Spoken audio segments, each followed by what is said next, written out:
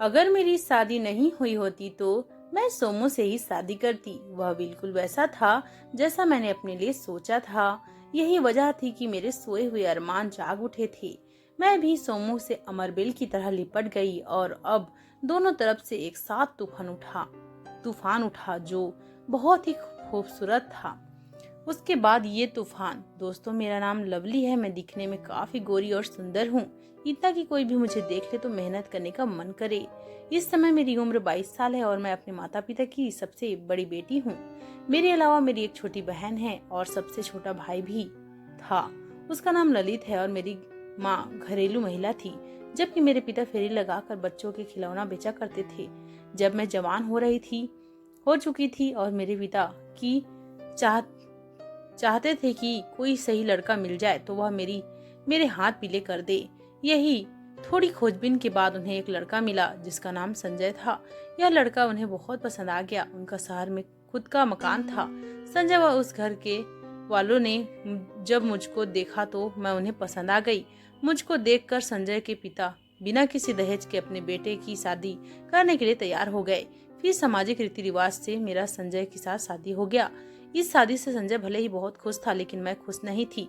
इसकी वजह यह थी कि मैंने जिस तरह पढ़े लिखे और स्मार्ट पति के सपने संजोए थे, संजय में वैसा कुछ भी नहीं था। मैंने तो बहुत बड़े बड़े सपने भी देखे थे। बहुत पढ़े लिखे इंसान से शादी करूंगी, मगर ऐसा हुआ कुछ नहीं। हुआ यूं कि किसी तरह अपना मन मारकर मैं एडजस्ट कर लिया था और मैं अपने ससुराल में हफ्ते भर ही रही। पर मैं पति के साथ भावनात्मक रूप से नहीं बन सकी। एक हफ्ते बाद मैं मायके आई तो मेरा चेहरा उतरा हुआ था। माँ ने कारण पूछा तो मैं रुआसी होकर बोली, माँ, तुम लोगों ने सिर्फ यह देखा कि वे दहेज नहीं मांग रहे हैं, पर यह नहीं देखा कि लड़का कैसा है। तब मेरी माँ बोली, सब कुछ तो है उसके पास, तुझे किस चीज की कमी है? तो तुझे तो पता है कि अभी तेरी एक बहन है और है, हमें उन्हें भी ब्याहना है। अब माँ ने अपनी मजबूरी जाहिर करी तो मैं चुप हो गई। माँ के इस जवाब के बाद मैंने हालात से समझौता कर लिया। अब मैं दिल पर पत्थर रखकर ससुराल में पति के साथ रहने लगी। ससुराल का वातावरण दयान्युसी था। बात बात पर रोकते टोकते थे। पति की कमाई भी सीमित थी, जिसके कारण मुझे अपनी इच्छाएं सीने में ही दफन करनी पड़ती थी। वरना तो मेरी इच्छा थी कि मैं बहुत ही स्मार्ट लड़के से शादी करूं। संजय और मेरा बिल्कुल भी मेल नहीं खाता था। वक्त के साथ मैं एक बच्चे की माँ भी बन गई। परिवार बढ़ा तो खर्चे भी बढ़ गए। जब मुझको लगा कि संजय की कमाई से घर का खर्चा नहीं चल पाएगा तो मैंने अपने पति को शहर जाकर नौकरी या कोई काम करने की सलाह दी। मेरी यह बात संजय को भी ठीक लगी। उनका एक दोस्त था, वह शहर में एक फैक्ट्री में काम करता था। वह अच्छा खासा कमा लेता था, तो वही काम दिलाने के संबंध में उसने बात की थी। उसने सुझाव दिया कि वह मोटरसाइकिल मरम्मत का काम शुरू करे। पंक्चर लगाने आदि से इस काम में से अच्छी कमाई होने लगी। उनके दोस्त की सलाह पसंद आ गई उन्हें। उसने मोटरसाइकिल की गैरेज की दुकान खोल ली और एक कमरा किराए पर भी ले लिया, जहां जाकर वह रहने लगा। संजय का गैरेज का काम बहुत अच्छे चलने लगा। पैसे आने लगे थे तो संजय कुछ दिन बाद मुझे भी शहर ले आया। शहर आकर मैं खुश थी। शहर आने के बाद मैं थोड़ा बन सवर कर रहने लगी, वरना गांव में मैं क्या थी और कैसे दिखने लगी थी, खुद पर चाहकर भी ध्यान नहीं दे पाती थी। घर के इतने काम, इतने लोगों का ख्याल रखना, खुद के लिए समय ही नहीं निकाल पाती थी। यह आकर देखा कि यहाँ के लोग कितने सुंदर दिखते हैं और सज सवर कर रहते हैं। मैं भी जैसा देश वैसा भेज वहां जाकर अच्छे अच्छे कपड़े लिए और रोज बहुत सधज कर रहती थी।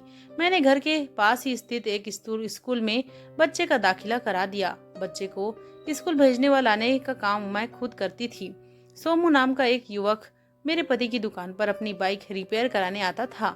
वह एक फैक्ट्री में काम करता था। सोमू की मेरे पापा जी संजय से बहुत अच्छी दोस्ती थी। जरूरत पड़ने पर संजय सोमू से पैसे भी उधार ले लिया करता था। कभी कभी दोनों साथ में बैठकर खूब गप्पे लड़ाते और पीते खाते भी थे। एक दिन सोमू दुकान पर आया तो संजय बोला, सोमू, आज मेरे बेटे का जन्मदिन है। मेरी तरफ से आज तुम्हारे लिए पार्टी है। शाम को फैक्ट्री से सीधा घर आ जाना, भूलना मत। सोमू, ठीक है, मैं जरूर आऊंगा, कहते हुए फैक्ट्री चला गया।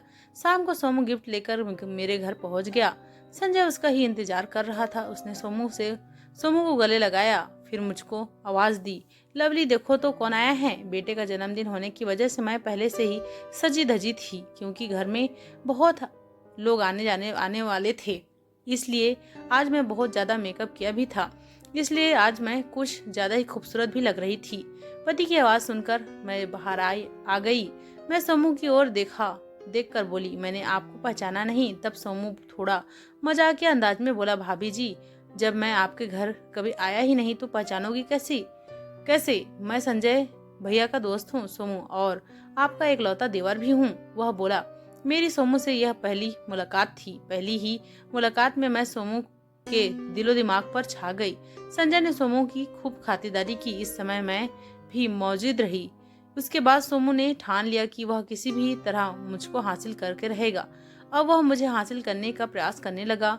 सोमू जानता था कि मुझ तक पहुंचने का रास्ता संजय ही है, इसलिए उसने संजय को पीने का आदी बनाने की सोचा। इसी के चलते वह पीने की बोतल लेकर मेरे घर आने जाने लगा। मैं दोनों बैठकर गिलास भर भर कर पीते रहते और खाते रहते। इस बीच सोमू की निगाहें मुझ पर ही गड़ी रहती थी। नशे में सोमू कभी कभी मुझसे मजाक में छेड़खानी भी कर लेता था, और मैं भी उसे अब तक कुछ नहीं कहती थी। मैं जल्द ही सोमू के आने का मकसद समझ गई थी। अब तो वह मेरी आर्थिक मदद भी करने लगा। बच्चे की जरूरत का सामान और खाने पीने की चीजें भी लाने लगा। कभी कभी मेरे लिए गजरा और कपड़े भी ले आता। मैं गिफ्ट पाकर बहुत खुश होती। धीरे धीरे सोमू ने अपने पहले आसानों में लच्छेदार बातों से मेरे दिल में जगह बना ली, और कभी भी एक बार उसे याद करने पर तुरंत आ जाता था और तुरंत ही हमारी मदद करता था। कभी उसने नहीं ना कहा नहीं, जिस वजह से अब वह मेरे फैमिली मेंबर की तरह हो गया था। अब मैं भी सोमू से खुलकर हंसने बोलने लगी थी। एक दिन मेरा पति सोमू किसी काम से बाहर गया हुआ था और बेटा स्कूल में था। मैं घर के काम निपटाने के बाद बेटे को स्कूल से लाने की तैयारी कर रही थी, जिसमें अभी काफी समय था।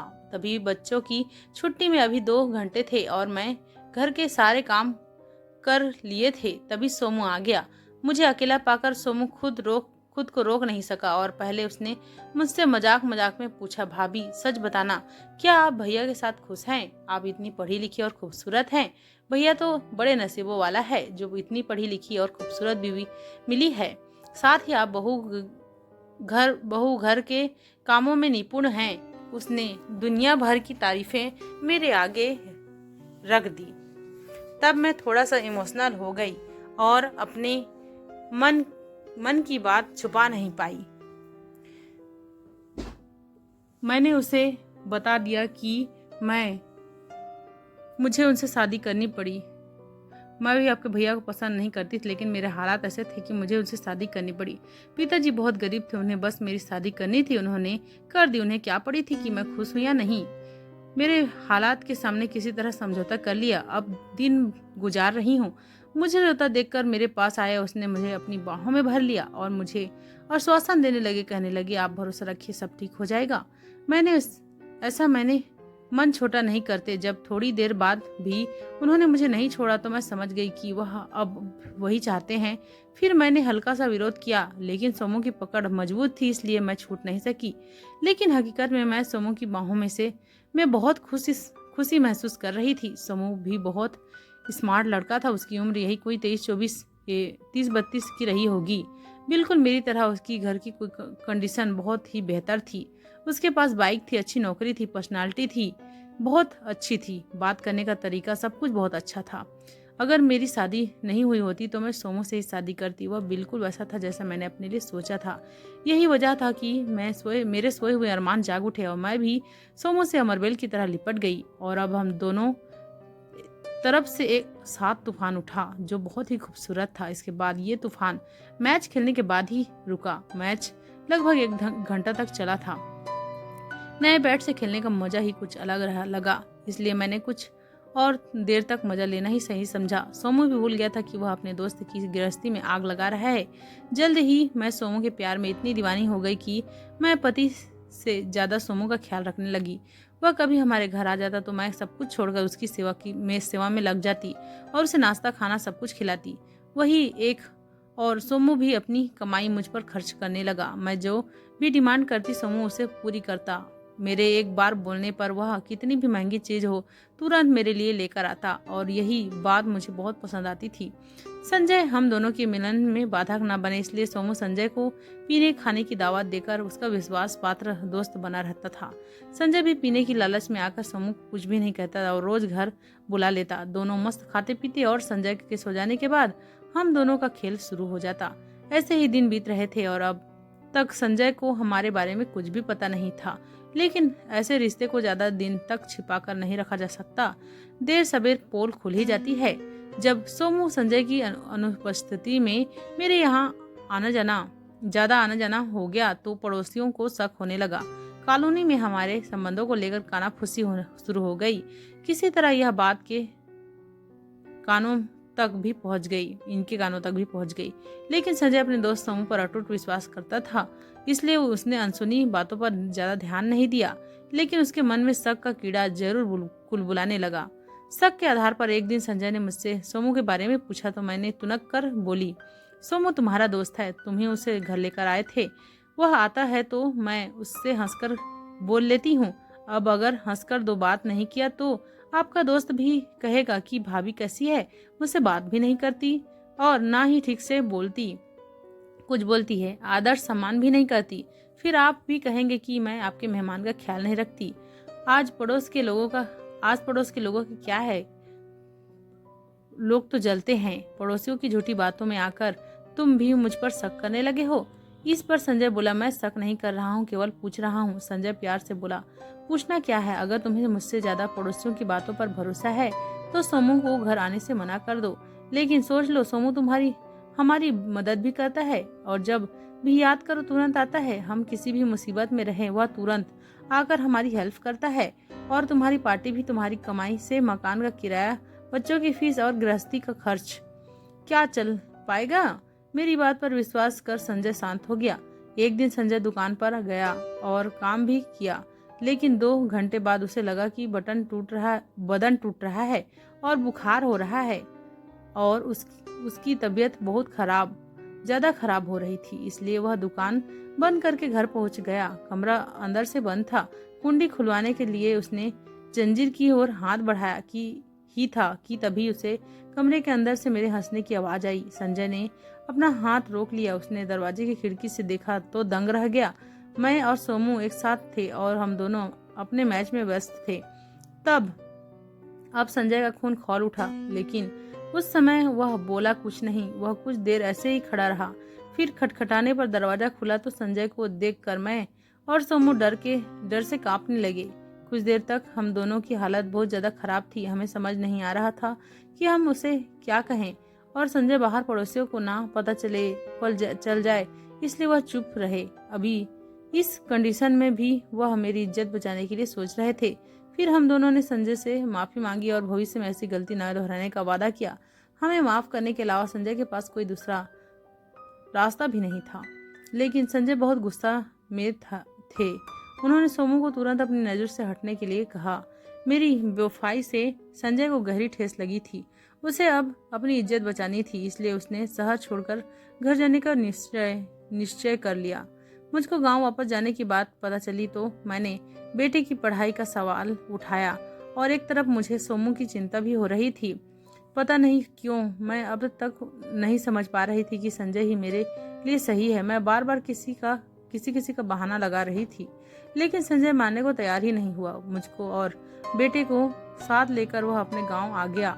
अब संजय खेती किसानी व मजदूरी करके बेटे का पालन पोषण करने लगा। धीरे धीरे करके 1 महीने हो गए थे गांव जाकर। अब तक मैं उनसे बात नहीं कर पाती थी और अभी संजय मुझसे नॉर्मल बात करता था, ना के बराबर। संजय ने बेटे का दाखिला गांव के प्राइमरी स्कूल में करा दिया। मेरे गांव चले जाने के बाद सोमू परेशान हो उठा। उसे मेरी याद आने लगी। सोमू को नहीं पता था कि हमने वह रूम खाली कर गांव में आ गए हैं। उसने अगल बगल में भी पूछा, लेकिन हमने कुछ नहीं बताया था। वह बहुत ज्यादा परेशान हो गया। जब उससे रहा नहीं गया तो वह हमारे गांव में मेरे ससुराल पहुंच गया। वह जब वहाँ यहाँ गांव पहुंचा तो संजय ने उसकी बेइज्जती करके मुझसे नहीं मिलने दिया। इसके बाद तो वह सिलसिला ही बन गया। सोमू आता और बेइज्जत होकर वापस हो जाता। कुछ दिनों तक मुझको सोमू की बहुत याद आई, लेकिन धीरे धीरे मुझे भी लगने लगा कि शायद संजय ही सही कर रहा है। धीरे धीरे यह बात मेरे माता पिता को पता चली तो एक दिन मेरी माँ हमारे घर आई और उन्होंने मुझसे बात की। कहा, बेटी, संजय भले ही गरीब है लेकिन वह बहुत भोला है। तुझे उसे ईमानदारी रखनी चाहिए और जो है जैसा है उससे समझौता करना चाहिए।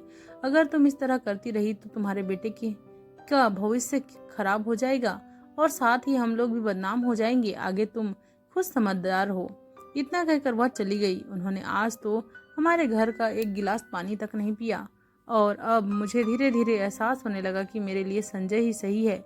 जो है जैसा है मेरी नसीब में वही है। मैं अपने स्वार्थ के लिए अपने बेटे का भविष्य खराब नहीं कर सकती और सोमू के साथ मेरे रिश्ते का कोई भविष्य नहीं था। अब मैंने भी फैसला कर लिया कि सोमू के साथ रहकर संजय के साथ रहकर एक नई जिंदगी की शुरुआत करूं और अपने बीते हुए कल को भुला दूं, ताकि आगे चलकर मुझे पछताना ना पड़े।